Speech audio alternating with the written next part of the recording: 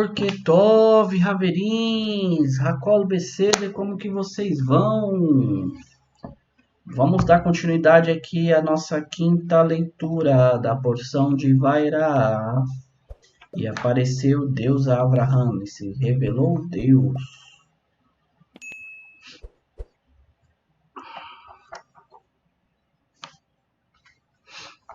Vamos lá, fazer nossa leitura. Nós temos aqui, acho que uns 2, 3 pontos para pegarmos sobre essa porção. Vamos aqui.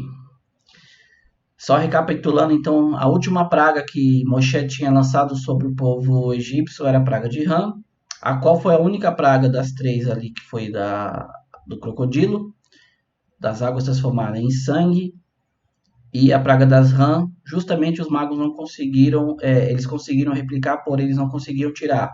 E aí que entra a questão de o faraó pedir para Moshe, pedir para Deus retirar as rãs sobre eles. E Moshe fala para o faraó, me testa, fala em que horário você quer que essas rãs saiam, que eu orando pediria a Deus. E o faraó diz para eles assim, para amanhã. E a nossa leitura hoje da quinta parte continua a partir justamente daí. Versículo 7 do capítulo 8 de Êxodo. As rãs partirão de vocês de suas casas, seu servo e seu povo, elas permanecerão somente no rio. Moshe e Arão deixaram o faraó e Moshe clamou a Deus com referência às rãs que ele tinha trazido sobre o faraó. Deus agiu como Moshe tinha dito, e as rãs nas casas, pátios e campos morreram. Eles ajuntaram em várias pilhas e a terra cheirou mal. O faraó viu que havia repouso e endureceu seu coração e não o ouviu conforme Deus tinha dito. Deus disse a Moshe, diga a Arão, estenda seu cajado e golpeie o pó da terra e ela transformar-se-á em piolho sobre todo o Egito.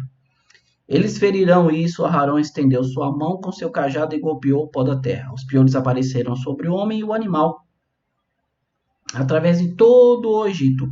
O pó tinha se transformado em piolho. Os feiticeiros tentaram produzir os piolhos com seus encantamentos, mas eles não puderam. Os piolhos estavam no homem e no animal. Disseram os feiticeiros ao faraó, é o dedo de Deus. O coração do faraó se endureceu e ele não ouviu como Deus tinha dito. Deus disse a Moshe, levanta cedo pela manhã e se apresente ao faraó quando ele sair para a água. Diga-lhe, isto é o que Deus disse, envia meu povo para me servir. Pois se você não enviar meu povo, eu enviarei uma mistura de animais selvagens sobre você, seu servo, seu povo e suas casas. As casas do Egito e até o chão sobre o qual elas estão ficarão cheias com a mistura de animais selvagens.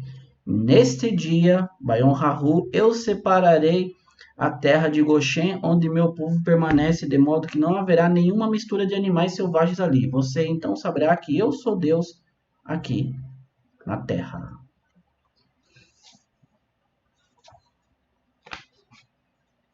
É uma porção curta, tá, meus amigos? Então, dando continuidade aqui, Deus fez como Moshe havia falado. Ele orou e na manhã seguinte Deus afastou aquelas rãs. Porém, elas morreram, os egípcios ajuntaram elas em grande número e ela ficou pútrefa. E o cheiro se alarmou sobre todo o Egito. Desculpa.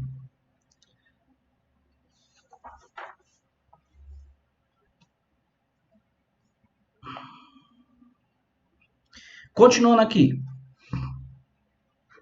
Faraó, então, ele viu que havia repouso, endureceu seu coração e não ouviu conforme Deus tinha dito a Moisés. Mais uma vez, meus amigos, nós entramos na questão aqui da questão do próprio faraó, ele ter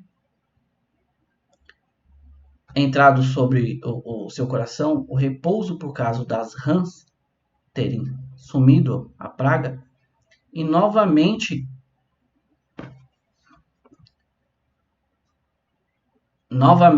ele endureceu seu coração, conforme Deus havia dito para Moisés, tá? Deus diz agora para Moisés falar para Arão pegar o cajado de Aharon. Vamos ler aqui para você entender. Deus disse a Moisés, diga a Arão, estenda o seu cajado e golpeie o pó da terra e transformar-se-á em piolho sobre todo o Egito. Eles fizeram isso. Aharon estendeu a sua mão com o seu cajado. e golpeou o pó da terra. Os piolhos apareceram sobre o homem e o animal através de todo o Egito. O pó tinha se transformado em piolhos. Então nós vemos aqui que Aharon bateu na terra, na areia do Egito, e a areia se transformou em piolho. Vamos para os comentários de Rashi. Diga a Aharon, Rashi comenta, não era apropriado que o pó fosse castigado pelas mãos de Moshe, porque o pó o protegeu quando ele matou o egípcio, lá no capítulo 2, versículo 12 de Êxodo. E ocultou na areia e por isso foi golpeado através de Aharon. Ou seja, Rashi ele comenta aqui que assim como a água não poderia ser ferida por Moshe, pois a mesma havia protegido no cesto, quando a filha do faraó o encontrou, igualmente a areia cobriu o cadáver do egípcio quando Moshe o havia matado por ele estar lá, vamos dizer assim, torturando um dos hebreus. Nós sabemos essa passagem já. Então, daqui os nossos sábios eles aprendem, bem como da água, que você, como o ditado no Brasil diz assim, que a gente não deve cuspir no prato que comeu. Esse ditado ele é bem verdadeiro. Assim como a água e a terra protegeram Moisés durante uma ocasião na sua vida, não era próprio, não era de natureza boa, uma índole boa, você amaldiçoar tanta água como a areia que lhe serviram com o propósito de algo. Da mesma forma, nós também não devemos fazer a mesma coisa. Né? Tem gente que tem costume de amaldiçoar o lugar onde nasceu, amaldiçoar empregos que ele sustentou durante anos, tudo. Isso não é natural, você não deve, porque nós já falamos aqui, tudo é consequência da mão divina de Hashem. Em tudo dai graças, em tudo você louva, em tudo você engrandece a Deus. Tá? Então, através dos piolhos, começou a tomar conta não só dos homens como dos animais. Então a praga tinha tomado conta totalmente do Egito. Versículo 14 diz aqui que os feiticeiros do faraó eles tentaram replicar essa praga, porém eles não conseguiram. Tanto que eles vão ao faraó e falam, ó, aqui é o dedo de Deus. Aqui é o dedo de Hashem. Rashi ele comenta aqui, bem interessante, por que eles não puderam? Porque um demônio não tem poder sobre uma criatura menor do que um grão de cevada. Está lá no tratado talmúdico de Sanhedrin 67b. Tá? Eu não quero entrar muito nesse assunto, não é um assunto que eu possa dizer assim, confortável de se dizer que são em relação a Shed, né? Ou Shedim, demônios. Tá? Qualquer dia a gente vamos acrescentar no canal, vamos colocar coisas nesse canal. Vou falar sobre a visão judaica sobre demônios, tá? Que no hebraico se diz Shed, né? Demônio ou Shedim, tá bom? Diz aqui que eles não podem fazer com que eles não consigam replicar algo da grandeza de Deus, ou seja, só Deus consegue fazer algo minúsculos, partículas, né, menores, consigam realizar a sua vontade. Os Shedins não, os demônios eles não podem fazer nada menor do que um grão de cevada. Então, meus amigos, só um minutinho aqui, deixa eu responder uma mensagem aqui importante, só um minuto. Voltando aqui, meus amigos, estava falando então sobre os Shedins, tá? Depois eu venho aqui no canal, eu faço um vídeo curto só sobre isso, para nós nos aprofundar, porque não é do nosso interesse saber sobre demônios, né? Mas eu quero deixar uma coisa bem clara aqui para vocês não interpretarem errado. É diferentemente da visão cristã ou das demais religiões sobre demônios. Demônios não são seres que se rebelaram contra Deus que estão lutando contra Deus pelas almas dos humanos. Não existe isso nem na Bíblia, para você ter ideia. Tá? Isso é a invenção de interpretação da igreja romana. Tá bom? Shedim, demônios, eles são criaturas por Deus. Eles dizem, só uma pitadinha, eles foram criados no 6º por 7º dia da criação. Tá? E eles foram criados por Deus justamente para nós termos a condição do livre-arbítrio. Quando eu vim falar sobre isso aqui, sobre eles, eu entro sobre essa questão, tá? Mas voltando aqui, eles não poderiam fazer sobre criatura menor do que um grão de cevada, ou seja, eles não conseguem ter esse poder. Então, meus amigos, nós vemos aqui que aí os feiticeiros vêm e falam para Faraó que ele reconheceram que era o dedo de Deus. Só que o coração do Faraó se endureceu e ele não ouviu como Deus tinha dito, né? Aí Deus vem falar para Moisés novamente. Moisés, na manhã novamente, quando o Faraó sair as águas, vá até ele e fala para ele, aqui nós vamos ter mais uma praga.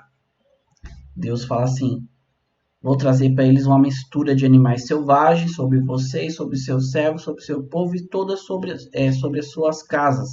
A casa do Egito e até o chão sobre o qual eles estão ficarão cheia com a mistura de animais selvagens. Versículo 17, tá? Nesse dia eu separarei a terra de Goshen, onde mora o meu povo, e permanece, de modo que não haverá nenhuma mistura de animais selvagens ali. Você então saberá que eu sou Deus aqui na terra.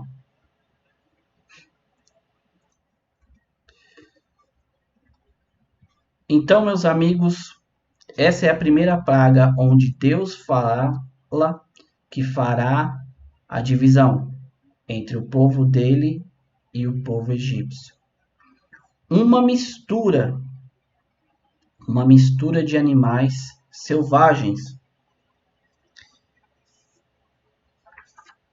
Essa mistura de animais selvagens seriam toda sorte de animais peçonhentos ou mesmo animais selvagens. Eu vou ler o comentário de Rashi para a gente adentrar aqui sobre esse assunto para nós encerrarmos essa porção, meus amigos. Diz assim Rashi, uma mistura. Tipo de animais selvagens, serpentes e escorpiões misturados. Por isso esse conjunto é chamado de Arov, que provém da palavra mistura, ra, em hebraico, tá? Existe um motivo para cada praga conforme explicada na Haggadah, a respeito de cada uma delas. O porquê desta e o porquê daquela. Pois assim como nas estratégias de guerra de um rei que promove um ataque quando está saindo uma cidade, que no começo estraga suas fontes de águas e depois suas cornetas, com o intuito de atemorizá-los, confundidos, assim também Deus enviou as rãs que cochoavam, faziam barulho, etc., como está no Midrash. Aqui, amigos, tem na Haggadah, no Midrash, tem o significado de cada uma das pragas, tá? Posteriormente, nós falaremos sobre o significado de cada uma. Rashi aqui ele comenta que o significado delas é como se fosse o que um rei ele faz antes de atacar uma cidade. Ele vem, trabalha ali com... No começo, ele estraga suas fontes de água, depois soa as cornetas, com o intuito de atemorizá-los e confundi-los. Foi igualmente Hashem está fazendo. Hashem atacou primeiro a sua necessidade ali do povo do Egito, que dependia muito do rio Nilo, e tinha ele como Deus. Depois Deus trouxe as pragas da rãs. E diz, né, nós vemos que as rãs ficavam cochoando, fazendo barulho em todo o Egito. Você imagina aquele barulho de vários sapos cochoando, para confundi-los, atordoá-los. E agora vem Deus, ataca eles com uma mistura de animais peçonhentos selvagens, como Rashi diz aqui, serpentes, escorpiões. E aqui nós temos a primeira separação Por que nessa mistura desses animais selvagens Deus separa o povo judeu do povo egípcio? Amigos, não é natural, nós conhecemos e sabemos, não é natural que animais de diferentes espécies se misturem. Isso já é contra a própria natureza da criação. Nós sabemos isso, que o leão não se mistura com o tigre e vice-versa. Tá? Você não deve colocar, a própria Torá lá na frente, nós vamos tratar sobre esse assunto também, fala assim, você não pode colocar dois animais para pastorar um pasto de duas espécies diferentes, você não pode colocar um burro e um touro, porque o touro tem uma força elevada em cima do burro, então a carga do burro vai ficar muito pesada para ele. Isso nós vamos lá, quando chegar na parte da lei, nós nos adentramos a esses assuntos, então Deus não gosta de misturas injustas. Deus não gosta que certas espécies se misturem, tá? Então Deus vem aqui e mostra para o faraó porque ele não queria que o povo judeu se misturasse com o povo egípcio por causa dos seus costumes, da sua má índole, tá? Então Deus mais uma vez fala agora: eu vou mostrar a separação do povo judeu do povo egípcio. E somente essa mistura de animais selvagens vai atacar somente o povo egípcio, não afetando a terra de Goshen, onde o povo judeu estava. Tá? E vamos encerrar por aqui. Esse é o motivo da praga das misturas de animais selvagens não atacar o povo judeu. Deus queria avisar o faraó sobre essa separação. Como sempre, meus amigos, devemos viver com a porção do dia, paraxá do dia, e eu vou ficar com essa mensagem que nós demos último aqui. Você é separado, nós somos separados. Não devemos fazer parte. A Torá fala para a gente não seguir a multidão para fazer o mal. Tá? Então, para mim e para você, não vamos nos misturar, pessoal. Não vamos misturar com quem faz o mal, não vamos nos misturar com quem faz aquilo que é contra a vontade de Hashem. Não vamos se ajuntar com as pessoas que buscam o mal de outro. Não vamos nos ajuntar para falar mal de um amigo, de um vizinho, de um parente. Não vamos nos ajuntar para agredir ninguém. Não vamos nos ajuntar para mentir. Não vamos nos ajuntar para ser falsos testemunhas. A única união que agrada a Deus é a união de você fazer o que é bom. De você se unir para fazer tzedakah, para você fazer justiça, para você fazer caridade. Assim como o povo judeu, mesmo durante aqueles 10 anos, 210 anos ali no Egito, não se misturou, menos estando escravo, as suas roupas eram a mesma, eles não mudaram seu nome, os seus nomes continuavam nomes hebreus, e eles não mudaram o idioma. É natural que quando a pessoa ela sai de um determinado país e vai morar em outro, é normal que ela adere àquele idioma. Mas o povo judeu sabia que ali não era sua terra, que eles estavam ali de passagem. Deus havia feito uma promessa a Abraão, Isaac e Jacó. Por isso eles permaneceram ali no Egito durante esses 10 anos, permaneceram mantido a sua cultura, a sua tradição, porque Deus havia prometido que tiraria eles dali. Assim como eu e você sabemos que estamos simplesmente de passagem desse mundo, não vamos nos misturar com aquilo que é ruim. Não vamos nos ajuntar com aquilo que desagrada a Hashem. Não vamos fazer o mal. Vamos nos manter íntegros, retos, moralmente éticos na presença de Hashem, guardando os seus mandamentos, os mandamentos que Deus deu para o povo judeu 613, e assim como as 7 leis de Noa que Deus deu para os povos que não são judeus. Tá? Mais uma vez eu quero agradecer. Essa porção foi mais curta, né? Ela realmente é uma porção mais curta. Amanhã nós temos a 6ª porção da Paraxá. Até se o Mashiach não vier no dia de hoje, amanhã nos encontraremos aqui novamente. Mais uma vez, Todarabá, muito obrigado. Lehitraot, fique com Deus. Até mais, se assim Ele quiser. Tchau, tchau.